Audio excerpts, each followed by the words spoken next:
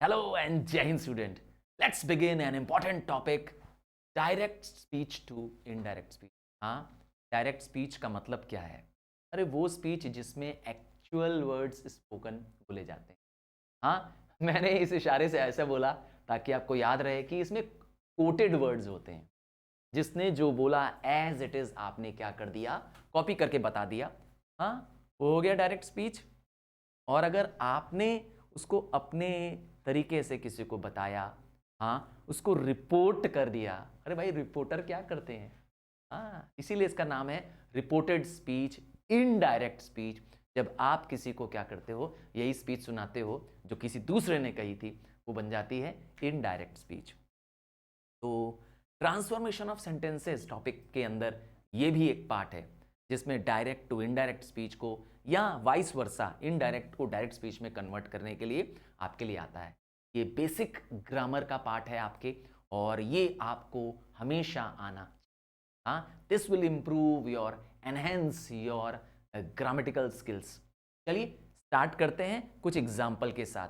सबसे पहले इस चैप्टर को भी हम 4 रूल्स के माध्यम से, हाँ, 4 रूल्स के माध्यम से इसको पढ़ लेंगे और आप डायरेक्ट टू इनडायरेक्ट स्पीच में मास्टर हो जाएंगे. चलिए स्टार्ट करते हैं रूल नंबर 1 से. पहला रूल क्या कहता है? पहला रूल कहता है कि अगर सिंपल सेंटेंसेस हुआ तो क्या, अगर सिंपल सेंटेंस हुआ तो आपको क्या करना होगा डायरेक्ट टू इनडायरेक्ट बनाने के लिए? सिंपल सेंटेंस में आपको दैट लगाना होगा. क्या लगाएंगे आप? दैट यूज करेंगे. सिंपल सेंटेंस होगा तो आप दैट लगाएंगे. हाँ भाई, कोई अफर्मेटिव सेंटेंस, कोई नेगेटिव सेंटेंस. हाँ, सिंपल सेंटेंस का मतलब है ये कोई नॉर्मल डिक्लेरेटिव सेंटेंस होता है, नैरेटिव सेंटेंस होता है. एग्जांपल दूं? चलो एक एग्जांपल बोलता हूं, लिखता हूं. Ram said I will go to my uncle's home tomorrow. तो डायरेक्ट स्पीच कहेंगे क्योंकि मैं राम नहीं हूं, ये तो राम कह रहा है कि नहीं है? बट मैंने राम के स्पीच को क्या कर दिया है, इन्वर्टेड कॉमा में लिख करके कोट कर दिया, आपको बता दिया. तो ये एक डायरेक्ट स्पीच है. क्या कहते हैं? ये एक डायरेक्ट सेंटेंस है, डायरेक्ट है क्योंकि इन्वर्टेड कॉमास में जो लिखा है वो actual word spoken by Ram है. तो ऐसे को हम लोग डायरेक्ट स्पीच कहते हैं.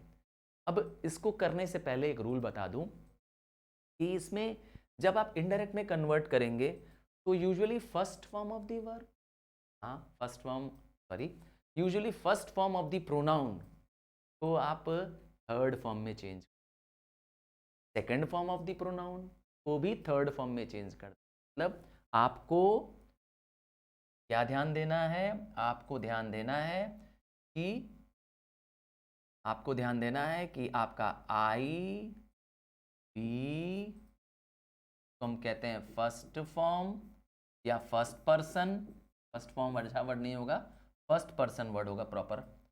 फर्स्ट पर्सन, या आपके पास हो यू, योर, ठीक है, सेकंड पर्सन.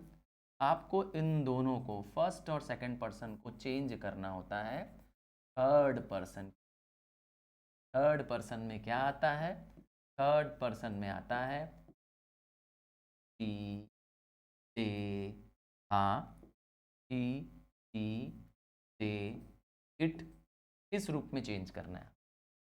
ठीक है, मतलब फर्स्ट सेकंड फॉर्म ऑफ में अगर पर्सन दिया होगा तो आपको उसको थर्ड फॉर्म ऑफ पर्सन में चेंज करना पड़ेगा.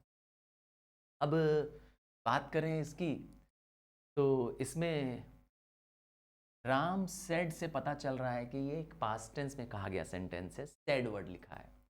जब आप देखेंगे तो ये एक सिंपल सेंटेंस है और अब आपको उसको चेंज करना है. हाँ, सिंपल सेंटेंस में क्या लगाना है? दैट लगाना. तो आप जब आंसर लिखेंगे तो आप लिखेंगे राम सैड डेथ। क्या नया वर्ड लगाया आपने? दैट। कहीं लिखा था दैट लगाना? नहीं, क्योंकि ये एक सिंपल अफर्मेटिव सेंटेंस है। हो सकता है मैंने कहा ये नेगेटिव भी हो सकता था। कोई भी असर्टिव सेंटेंस को आपको ऐसे ही करना है, सिंपल सेंटेंस है इसीलिए। तो सिंपल सेंटेंस होगा, आप दैट जरूर लगाएंगे। लगा दिया दैट, इन्वर्टेड कॉमास जो ये लगे थे वो हट जाएंगे। अब क्योंकि राम कह रहा है, मैं नहीं कह रहा हूं, तो मैं अगर किसी को बताऊंगा तो मैं क्या कहूंगा? राम ने कहा कि। देखिए मेरे मुंह से क्या निकल रहा है। हाँ, अब आप समझ गए हैं। राम ने कहा कि, तो जैसे ही की लगाया मैंने तो दैट लग गया। क्या कहा? That he. देखा, मैंने आई को चेंज कर दिया, इस फर्स्ट फॉर्म को, फर्स्ट पर्सन को, जैसे आई वी होता है उसको चेंज कर दिया किसमें? ही में। क्योंकि मैं राम नहीं हूं, पर राम के बदले मुझे लड़के के बदले क्या लगाना पड़ेगा? ही। तो दैट ही अब विल हट जाएगा यहां से, क्योंकि यहां सेड है पास्ट टेंस, तो विल का भी पास्ट टेंस लगाएंगे would. That he would go to.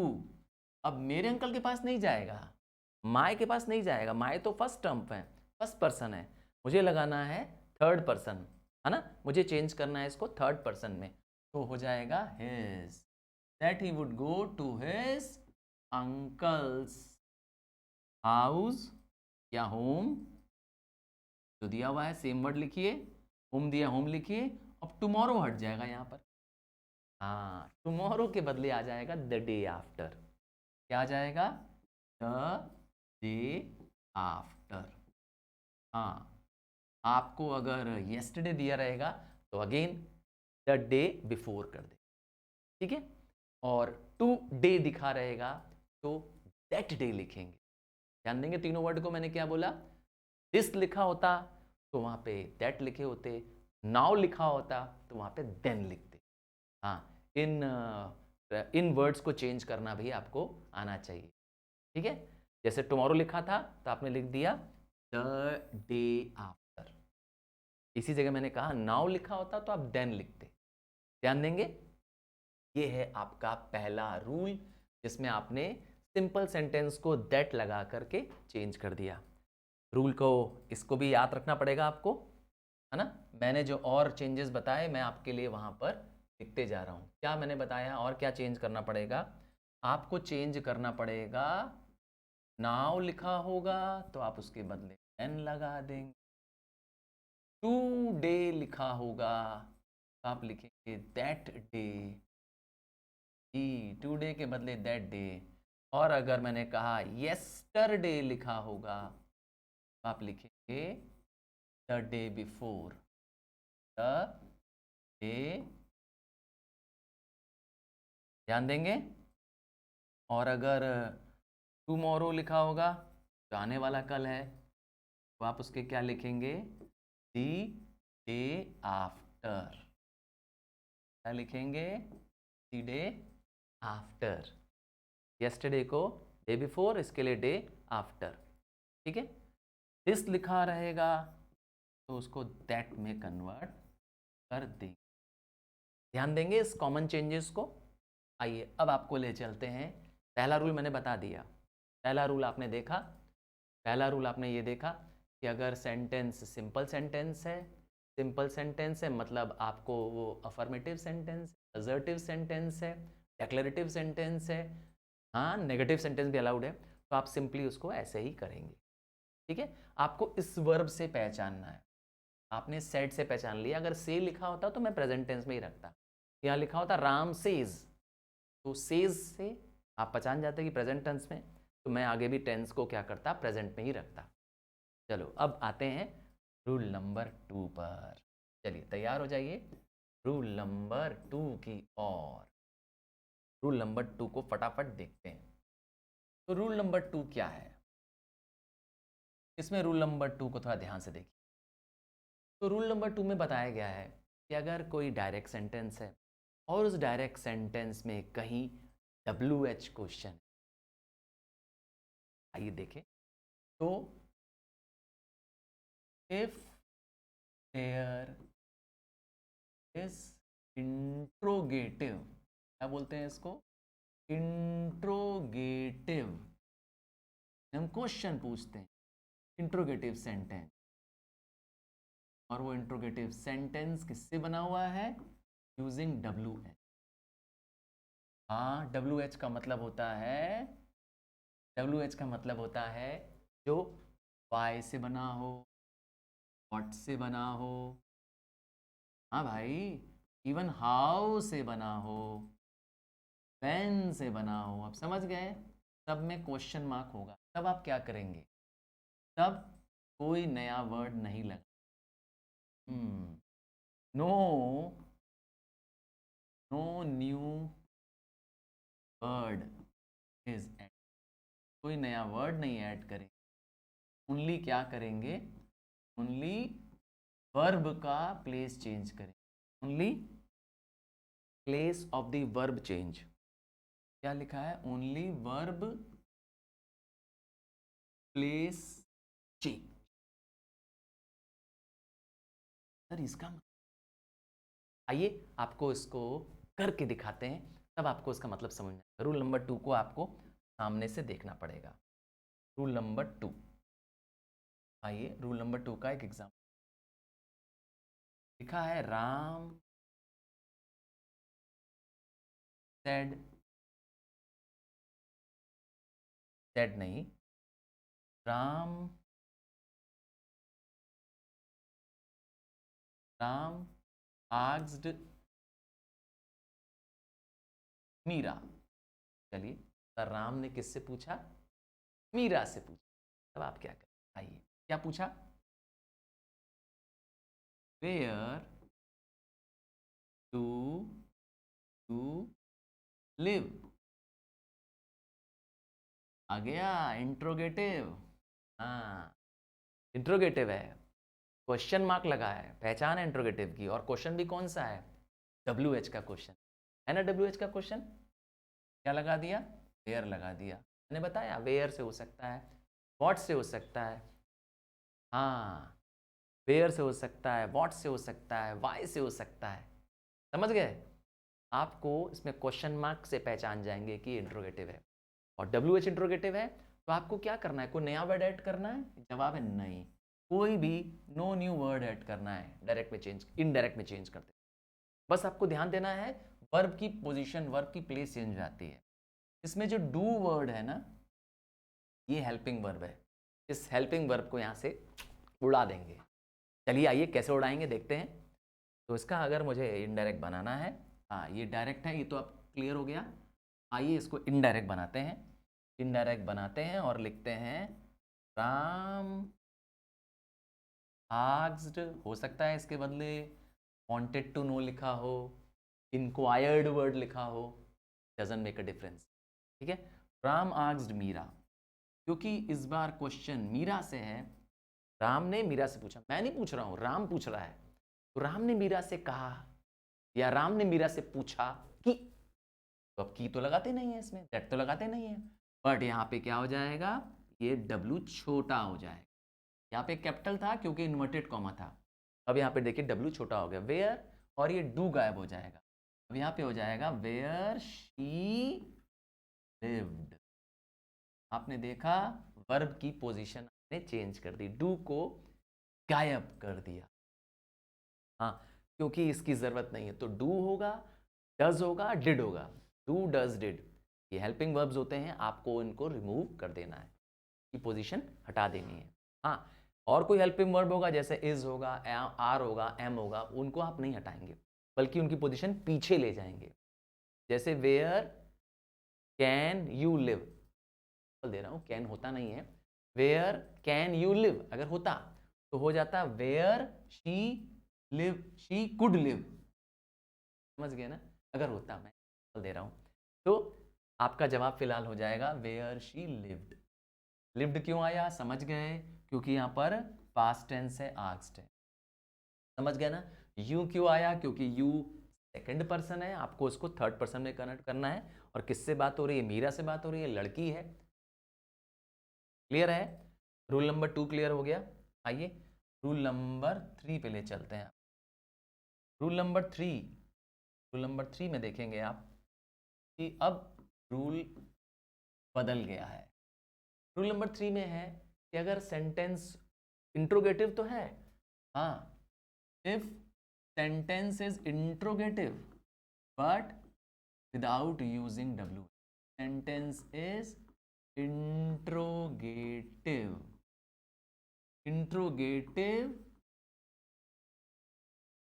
but without using WH, तो क्वेश्चन कैसे क्वेश्चंस हैं? वर्ब क्वेश्चन, इन्हें हम कहते हैं वर्ब क्वेश्चन। हेल्पिंग वर्ब से क्वेश्चन बन सकता है। अरे भाई, कैन से क्वेश्चन नहीं बन सकता? Can you swim Mahesh? हाँ भाई, हम महेश से पूछ रहे हैं are you all right, are you okay, पर इसमें WH कहाँ है कि नहीं है? तो अगर कुछ में WH के बिना हम क्वेश्चन पूछें तो उन्हें हम वर्ब क्वेश्चंस कहते हैं। और इंट्रोगेटिव है, मैंने कहा WH के बिना है, तो इसमें इफ लगाना है। क्या लगाना है? इफ। हालांकि वेदर भी लगा सकते हैं, वेदर में ज़्यादातर मैंने देखा कि वो वेदर मौसम वाला वेदर लगा देते हैं, ठीक है, WEATHER लगा देते हैं। नहीं नहीं, वो नहीं लगाना, इसीलिए आपको एक ही वर्ड बता रहे हैं। क्या यूज करना है? इफ यूज करना है, ठीक है। कब लगाएंगे इफ? जब आपके पास वर्ब क्वेश्चन होगा। आइए एग्जांपल के साथ एक करते हैं। राम की राम राम asked मीरा, क्या पूछा? Are you coming for picnic? क्या तुम पिकनिक के लिए आ रही हो? ठीक है, क्वेश्चन मार्क और वो थोड़ा ध्यान से देख लीजिए। तो are you coming for picnic, देखिए इसमें क्या होने वाला है। इसमें क्वेश्चन मार्क है, ये तो श्योर हो गया कि इंट्रोगेटिव है ये भी। पर कैसा इंट्रोगेटिव है? WH वाला इंट्रोगेटिव है क्या? नहीं, आपने क्वेश्चन तो बनाया पर बिना WH लगाए। आपने आर की मदद से क्वेश्चन बना दिया, हेल्पिंग वर्ब की मदद से क्वेश्चन बना दिया। तो ऐसे क्वेश्चन में आपको इफ लगाना होगा, कंपलसरी है। कैसे बनेगा? आइए देखें। राम आस्क्ड मीरा, यहाँ तक तो आपने इसी से ले लिया। आस्क्ड भी हो सकता था, इंक्वायर्ड भी हो सकता था। अब देखिए कीवर्ड क्या आ गया? इफ। देखा, आपको कीवर्ड मिल गया if. Ram asked Meera if. अब इसमें क्या होना है? इसमें आर की पोजीशन चेंज होनी है, पहली चीज। और यहाँ पे मीरा लड़की है, लड़की को क्या बोलेगा? ई। क्या कहते हैं? हम जब बोलेंगे, हम किसी को रिपोर्ट करेंगे, तो हम तो मीरा से नहीं बात कर रहे थे, राम बात कर रहा था, मैं तो बोलूंगा शी। तो Ram asked Meera if she, इसके लिए शी लग गया ओके। इफ शी वॉज, ध्यान दीजिए, इंपॉर्टेंट है, बहुत इंपॉर्टेंट है। क्यों वॉज लगा? क्यों क्यों इज नहीं लगा? क्योंकि देखिए आपका सेंटेंस पास्ट टेंस में, देखिए आपने पास्ट टेंस का इस्तेमाल किया, तो इसीलिए यहां पर भी क्या लगेगा? पास्ट टेंस का ही हेल्पिंग वर्ब लगेगा। पास्ट टेंस का हेल्पिंग वर्ब है वॉज, तो इसीलिए लगेगा कि Meera, sorry, Ram asked Meera if she was. देखा, वॉज लग गया। देखा, इस आर के बदले क्या लग गया? वॉज लग गया इसके बाद, और यहाँ पे कमिंग और पिक। क्या कहते हैं? क्लियर है? समझ में आ रहा है? लॉक कर दूं? 3 रूल बता दिया, मैंने कहा था 4 रूल बताऊंगा और पूरा डायरेक्ट टू इनडायरेक्ट स्पीच आपको क्लियर हो जाएगा। 3 रूल मैंने बता दिया है, चौथा और आखिरी रूल आपके साथ अब आने जा रहा है। थोड़ा ध्यान से देखिएगा। 4th रूल, देखिए इस तरीके से अगर आप प्रैक्टिस करेंगे, हाँ आप कहते हैं कि प्रैक्टिस के लिए क्वेश्चंस, तो मैं आपको प्रैक्टिस क्वेश्चंस भी दूंगा। आपको उस प्रैक्टिस क्वेश्चन के मुझे जवाब देना है, मैं आपके लिए इसका सलूशन भी दूंगा। हाँ, आप टैली कर सकते हैं, चेक कर सकते हैं। हाँ भाई, मैं आपको दूंगा प्रैक्टिस करने के लिए। Let us see this. Rule number 4, last rule होगा ये। रूल नंबर 4 या रूल 4, ये रूल 4, फोर्थ रूल जो है हमारा, हाँ, डायरेक्ट टू इनडायरेक्ट के लिए। तो इस रूल में क्या खास बात है? हो सकता है कि कहीं कोई ऑर्डर पे कोई सेंटेंस, कोई एक्सक्लेमेटरी सेंटेंस, कहीं कोई इंस्ट्रक्शंस देना हो, bring me your notebook and then go back to your place. Order दे रहा है कोई टीचर, चलो लिखता हूं, मैं लिख देता हूं, बनाता हूं। क्या रूल है? इफ द सेंटेंस इज, अब जो सेंटेंस है वो कैसा है? इन ऑर्डर, या कोई कमांड, या कोई रिक्वेस्ट भी हो सकता है। ऐसे सेंटेंस जिसमें ऑर्डर हो, कमांड हो, रिक्वेस्ट हो, ऐसे सेंटेंस में क्या होगा? तो अगर ऐसे सेंटेंस होंगे, ऑर्डर होगा, जैसे मैंने कहा टीचर कह रहा है bring me your notebook tomorrow and go back to your place. तो जिसमें कमांड हो, ऑर्डर हो, रिक्वेस्ट हो, इसे इम्पेरेटिव सेंटेंस हम कहते हैं। क्या? ऐसे सेंटेंस को हम कहते हैं इम्पेरेटिव। इम्पेरेटिव मैं लिख दे रहा हूं, इम्पेरेटिव सेंटेंसेस। देन क्या करेंगे आप? देन यूज, आपको क्या लगाना है इसमें? कीवर्ड क्या है आपका? TO2 लगेगा। हाँ, बिना टू के सेंटेंस बनेगा ही नहीं। चलिए स्टार्ट करते हैं, एग्जाम्पल से करते हैं हम लोग। एग्जाम्पल में लेते हैं आपके लिए, हाँ एग्जाम्पल में लेते हैं। चलो इस बार राम जी को हटा देते हैं, इस बार ले लेते हैं टीचर से।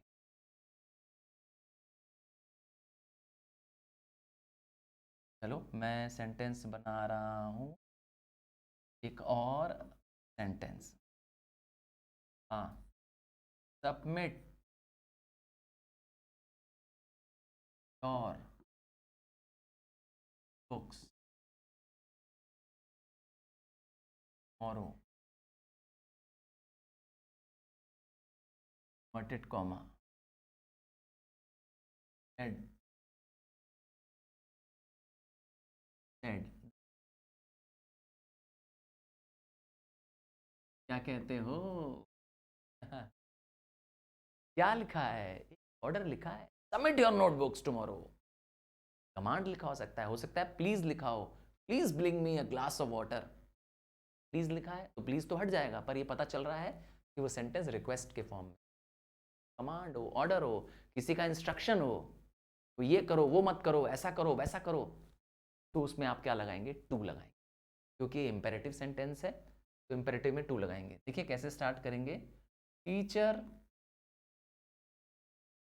ऑर्डर्ड,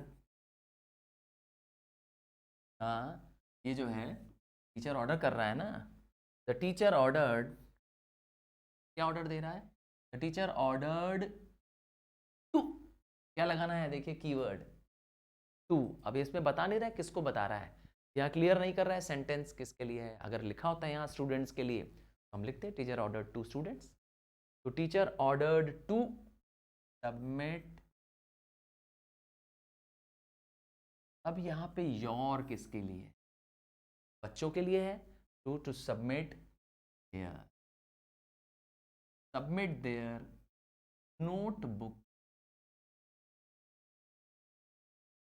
टुमारो के बदले तो आपने पहले ही पढ़ा था, the day after, day after. बन गया ना? क्या कहा था मैंने?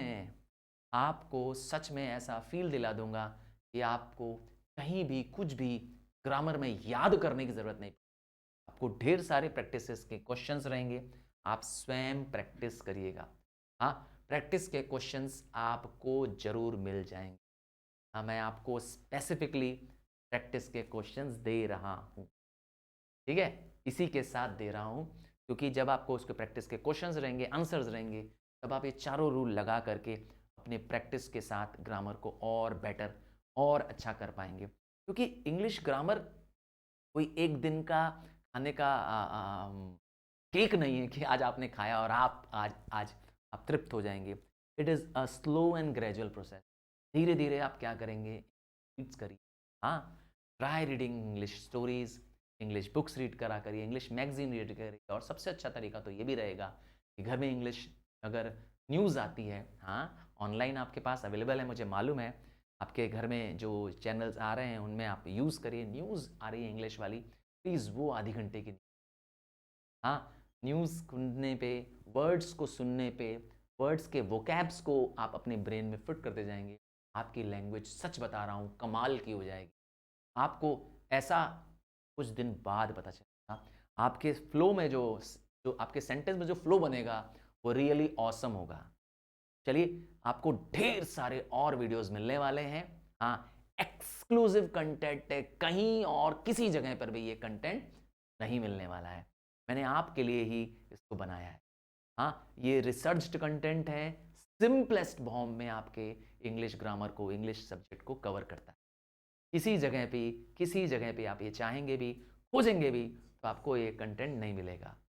मिलते हैं अगले वीडियो में ढेर सारी जानकारी के साथ, और आप प्रैक्टिस करना नहीं भूलेंगे। प्रैक्टिस के लिए आपको मिला हुआ है, आप चाहें चेक करें और प्रैक्टिस ज़रूर करें। Bye from now.